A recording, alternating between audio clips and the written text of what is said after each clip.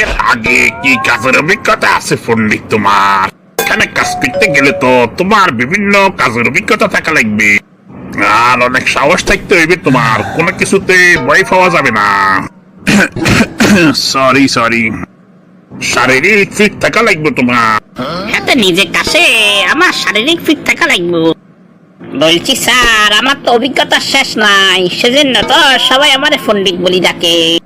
শুধু আমার প্রতিভাটা কারো চোখে পড়ে না স্যার। আপনার এখানে কাজ করলে আমি শিউর স্যার। আমার প্রতিভাতে আপনি খুশি হয়ে যাবেন স্যার। পণ্ডিত আমার খুশি হওয়া পরে নিজে কি কি জানো সেটা কও। আমি স্যার এ থেকে যে ইংরেজি বর্ণমালার 26টা গুণই আমার মধ্যে আছে। ওই এন থেকে যেটার মধ্যে আমি আটকাই গেছি স্যার। এটা কেমন অভিজ্ঞতা পণ্ডিত? এন আর জেটের মধ্যে আটকাইছো কেন? জেট মানে যা করছি সবকিছু জিরো স্যার। আর এন হচ্ছে প্রত্যেকবারই চেষ্টা করি নতুন করে কিছু করিবার। শুনি তো অবস্থা ভালো মনে হয় না আমার। পণ্ডিত শেষ 13টার মধ্যে আটকে গেলে তো হইবে না, শুরুর 13টাও তোমার মধ্যে থাকা লাগবে।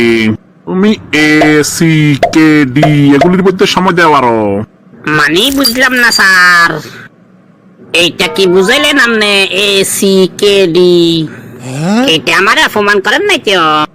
ওইটা তোমার এন আর জেটের মতো সোজা পণ্ডিত, অপমানের কিছু না। এতে আরো বেশি সিতে চেষ্টা, কেতে করি আর ডিতে দেখা করা, মানে আরো অনেক বেশি চেষ্টা করি আমার লগে দেখা করিবা। 26টা বর্ণমালার গুণ যেদিন তোমার মধ্যে হইব সেদিন এখানে চলে আসবা। তোমার চাকরি রেডি আছে, খালি নামে পণ্ডিত লইবে না।